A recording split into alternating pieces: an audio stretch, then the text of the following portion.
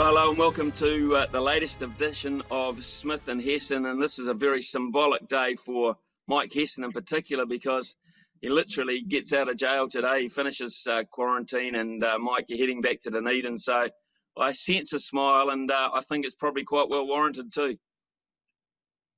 Yeah, it's been almost 4 months, Smithy, so I guess when you chuck the extra 2 weeks on at the end, it does drag on. So, I mean, everybody has this issue, but yeah, certainly keen to get home and see my girls. So, Mike, I think it's been great that you've been able to watch some cricket, at least while you've been in quarantine, with 3 big series going on at the moment. The one across the Tasman, Australia versus India, of course, interests us. We've got it here on Sky Channel 52. The cricket we've seen so far has been so dominated by the batsmen that I start to wonder about, the quality of it in terms of a contest. And Ian Chappell, who's very outspoken and has opinions on most things, but most often he's damn well right, is one saying, let's get the bowlers back in the game. I mean, am I overreading things? Oh, look, I don't think you are, Smithy. I think, I've watched pretty much every ball of those matches, and there's absolutely nothing on offer for the bowlers at all. So even the new ball, it hasn't swung, whether it be Mitchell Starc or Shami. Maybe one ball, maybe two that might have moved off the straight. Later on as the ball got soft, if you bowled a cutter, it might have, held on the surface a little bit, but there's nothing for the spinners. And for me, it's very much one-sided. And I think the only thing that dictated the outcome of those games is scoreboard pressure. And I mean, if you're watching a game, Smithy, whether you're watching on Sky Sports or you're at the ground, you want to see an even contest. Is that fair? No, I think it's better than fair, and I think the best example of that, Mike, is the World Cup, the recent World Cup that we had in the UK. And English wickets tend to bring, I think, more aspects of the game into play, even in limited overs cricket. Therefore, the bowlers do get movement. They get movement off the pitch. They get a little bit of movement in the air as well. It certainly lasts longer than it does down under. And I found that was quite a riveting World Cup to be part of because 250 was in the game. And we saw in the New Zealand semi-final against India, we saw in the New Zealand final against England, you didn't have to score a very, very big total, 300 plus, to be in the game. And I kind of like to think that we could go back to that. And I don't mind every now and then seeing an unbelievably great batting performance on a good wicket.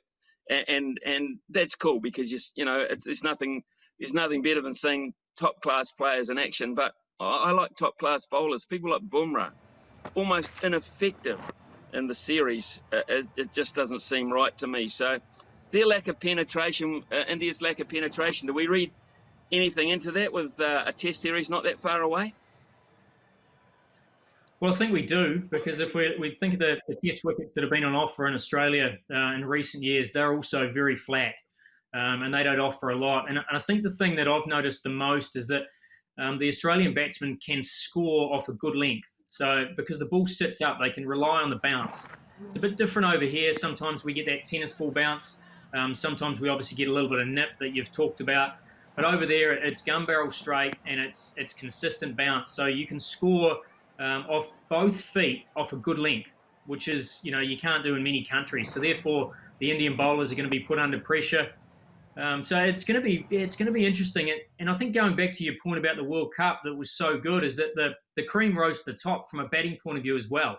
So whether the ball swung, whether the ball seamed a little bit, it brought everybody into the game. So the likes of Trent Boult, the likes of Mitchell Starc, they're in the game at the top with the new ball. But if you can get through that, the likes of Kane Williamson showed how good he is on those difficult surfaces. The spinners came into the game because the ball just held a little bit.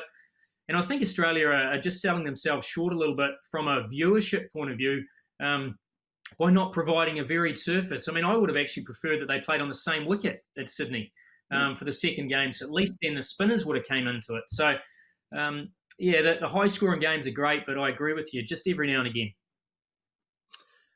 Well, one of the features of the high scoring, of course, has been Steve Smith, whose early summer form has been quite unbelievable. We've had contributions from Aaron Finch as well, Labuschagne in the last game. But Steve Smith, again, it just seems to, with his way of playing, has found an answer to India, even on a good surface, that they've got to try and break down at some point.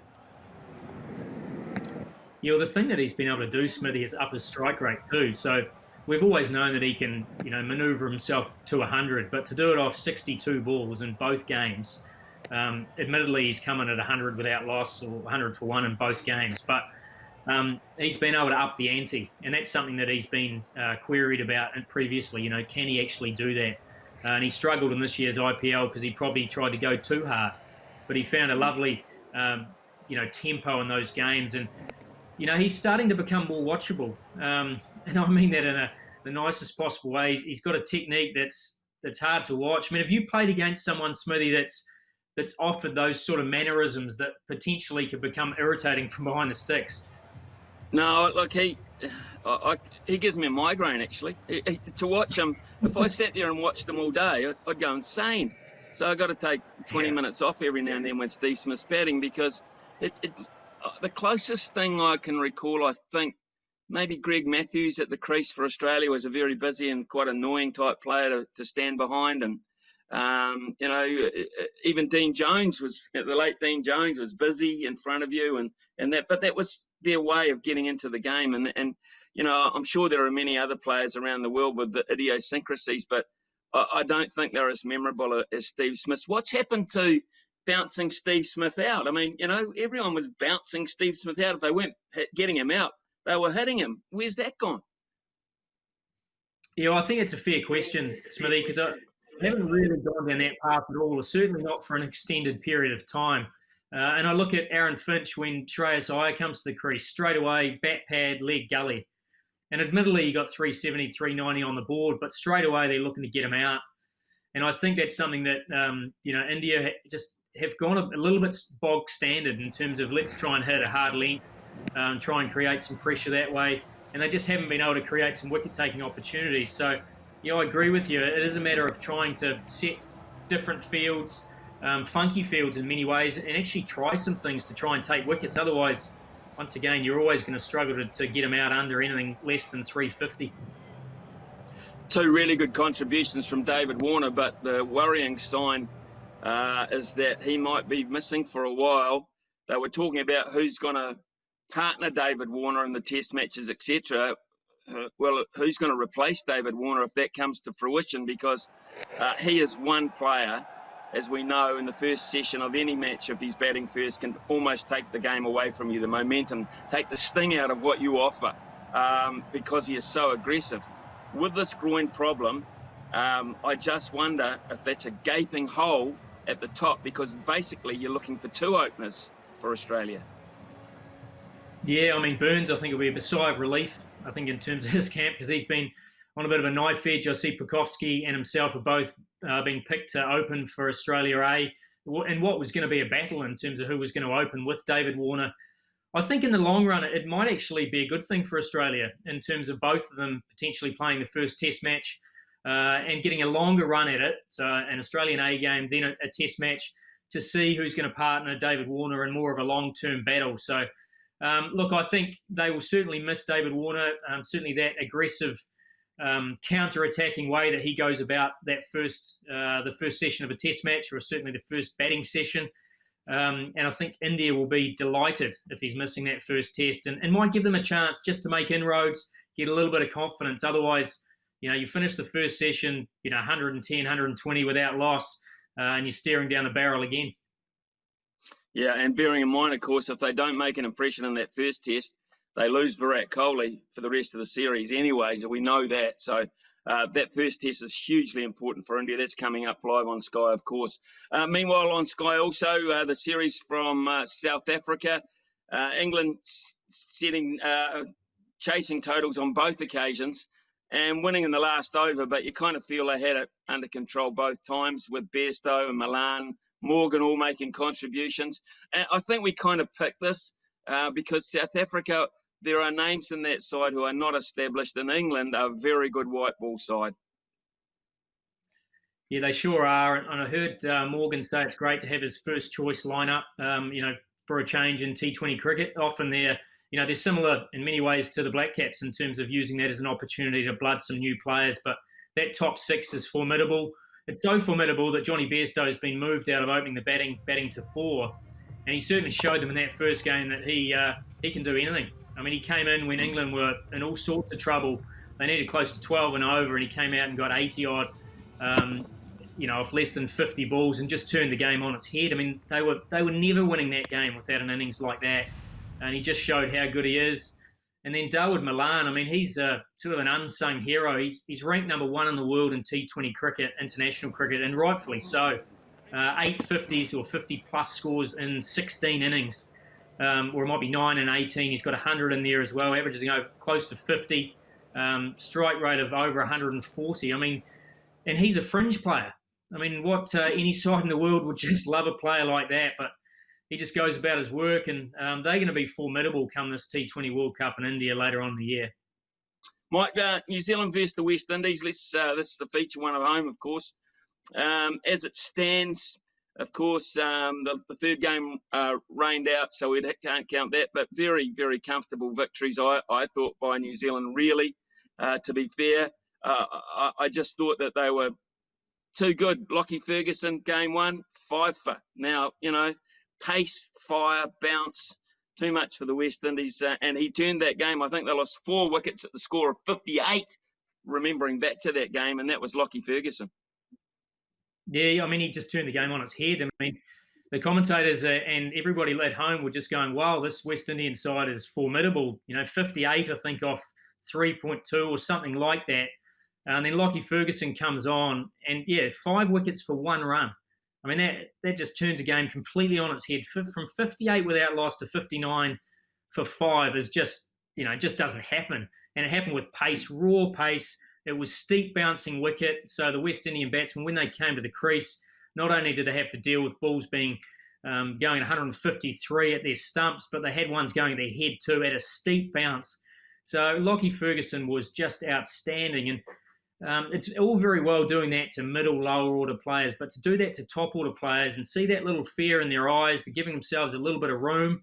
It was life-threatening in many instances. And there was a lot of self-preservation from a West Indian batting point of view, and quite rightfully got man of the match. 5 for 21 was just an amazing innings, but the rest of New Zealand's bowling was average on that night, if we're brutally honest, especially at the death. I thought they came back nicely with the ball at the mount on a completely different surface. Jamieson came back into the game, and he performed nicely at the top. So there were some good signs, but I think New Zealand's death bowling is certainly something that they're going to have to keep looking at when they're starting to structure their playing 11. Let's look at some of the individuals who we had question marks over going into it. I think Devon Conway's answered a few questions right from the outset. He just looks a really cool, calm sort of customer to me, and he's a must already for me.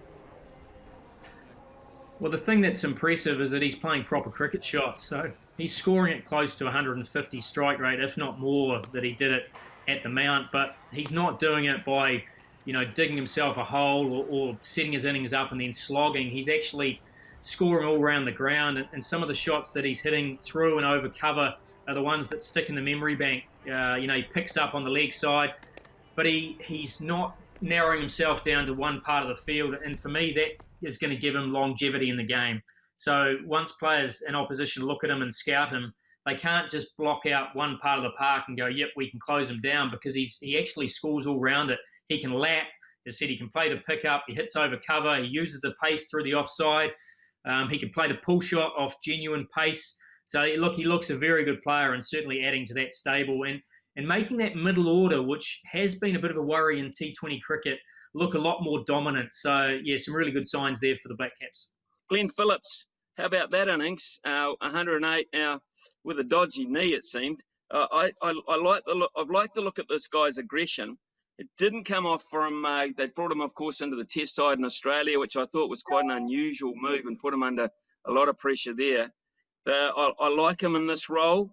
And, it just adds devastation there. If you get Guptill firing somehow, if you can get Seifert firing, you've got Phillips, then you've got the balance of Conway, Williamson to come back into the side. Phillips for you? Oh, look, I agree. He adds firepower in the middle, and I think New Zealand's T20 batting lineup has been a little bit defensive or a little bit, let's just try and cover all our bases. Whereas with a guy like Phillips, he looks to me like he's just worked it out. I mean, over the last 3 years, he's come and he's gone. When he's come out, he's looked like he's playing for his spot. So he's looked like he's tried to get a score. Even in the CPL, when he scored a lot of runs. He's done it differently. He's sort of almost dug himself a hole, manoeuvring the spinners, and then he's actually been able to, been able to hit himself out of trouble and get a score at the end. Whereas this innings, or his last two innings, or the first two in that series, just exceptional. It came out against the West Indies when at Eden Park, when New Zealand were teetering. You know, they were struggling from a score point of view. We saw what he did to his knee, but he hit sixes either side of that. He gave New Zealand some momentum. He got a quick 20 or 30, and that just changed the game. And then he did the same at the Mount, but he just did it for longer.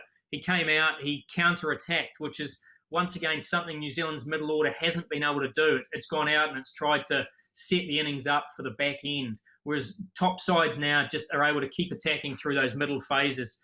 Glenn Phillips, once again, he's powerful off the back foot. He now shows he can score down the ground, which is different to keepers, Smithy, as you know, who they always talk about can score square. He's hitting sixes over cover. He's hitting down the ground off a length. For me, he's just that counter-attacking player that New Zealand needs in the middle order. And I mean, do you see him as now he's cemented his spots heading into the World Cup at the back end of this year? Yeah, I do actually. I assume that Kane Williamson will come back into the side. He's a terrific T20 player. And when it gets serious and we get to the tournaments that really matter, I think Kane Williamson will be back in that role. Which means to me there's a bit of a worrying sign for Ross Taylor. And I haven't often said this over the years. Do they need Ross Taylor now? Do they carry him in the squad as an insurance in terms of experience? Say Williamson gets injured or of that nature, so you take him. But to me, does he make your starting 11 with what's developing and what we've seen already? So we look at that area there, Mike, and I think Ross Taylor has said that he would like to play through to the next World Cup. He's been very honest about that, 2023. To help him, I think it may be just about time that he starts seriously thinking about giving this form of the game away. He's no longer an IPL candidate. He plays CPL. There'd be a bit of income there for him, I'm sure. They don't seem to want him in the Big Bash, not that he'd be too much available as well. But I just wonder whether he should call time on this particular form of the game. And now that we've unearthed this talent, this rare talent, and Conway's one of them as well, is he the one that's likely to be the one that goes? And that's saying a bit about that guy. Oh, look, there's always a transition phase, isn't there, where you're trying to introduce new players and give them some regularity at the game for the likes of Conway and Phillips, who are going to be a big part of your future. I mean, Ross's numbers in one-day cricket, Test cricket have just been formidable, the last few years in particular. One-day cricket, he's absolutely nailed. T20, he's in that squad because he adds that experience.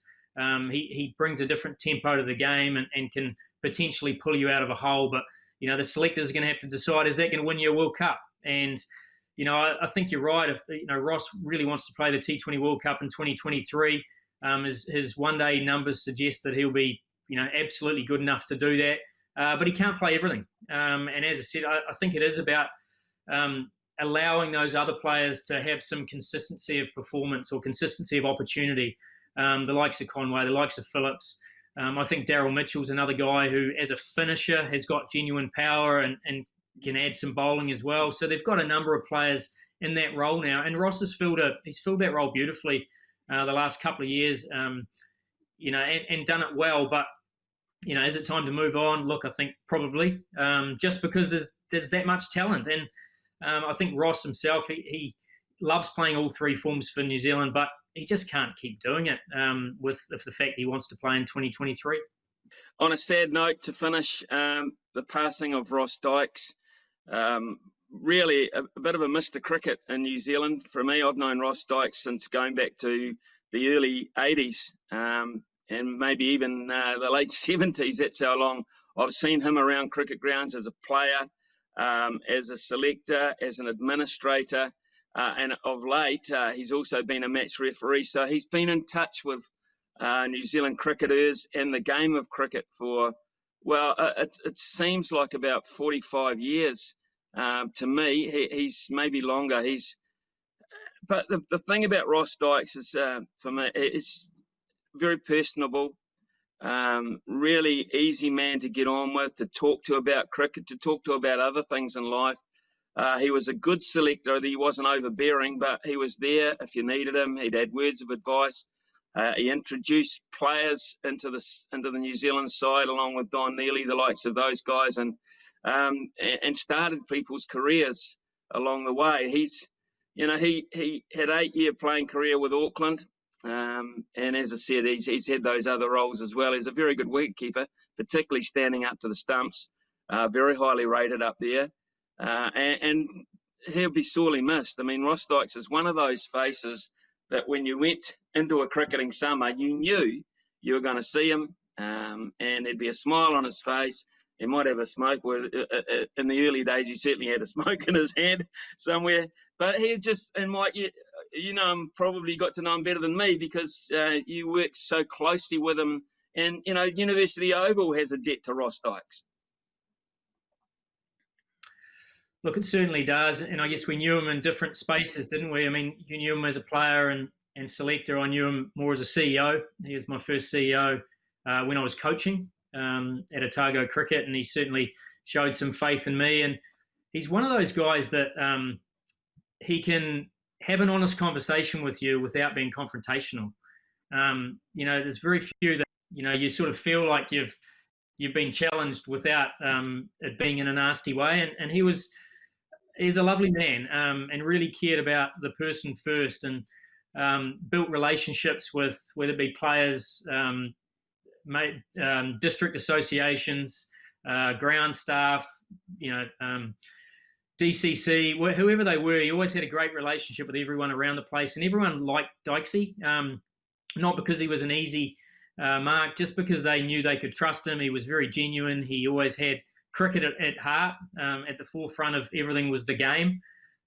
Sure, he has, as a CEO, you've got to deal with money and you've got to have your hand out sometimes, but often he was able to do that in a manner that brought people into the tent. And he was a guy that, you know, cricket will miss. He was a guy that I'd still, you know, could pick up the phone and have a conversation with him, and he'd be right on point. He'd understand the game now. And yeah, I never saw him as a player, Smithy, but you know, you said he was great standing up to the stumps. I mean, that was sort of, he had some good bowlers to keep to back in the day. Yeah, he did. He had a pretty good array of spinners in Auckland. Headley Howe, John Sparling, John McIntyre, but he also was pretty good standing up to, you know, medium pace bowling, and you know, he'd been a really good wicketkeeper in today's cricket of putting pressure on batsmen and white ball cricket, staying at home and having to bat from their crease rather than charge bowlers left, right, and centre. And he would have been good. So you know, very sad, of course, to lose a guy of that quality. And at the end of the day, just a damn good bloke as well. So very, very sad for everyone. Mike, big day for you. You're heading home, and you'll get to see the girls, and so we'll let you pack and get out of that mansion that you're in at the moment and head back to lovely Dunedin. Yeah, thanks, Smithy. Certainly looking forward to you wandering down by the beach and watching a bit more cricket. There's obviously plenty of good stuff coming up on Sky Sport. Looking forward to chatting in a week or so. Yep, we'll be back and we'll keep a very close eye on Australia, India, of course, and New Zealand, the West Indies, the white ball cricket not too far away. So that's a form of the game that both you and I love. So we'll be in touch, mate. Good luck. Cheers, mate. Thank you.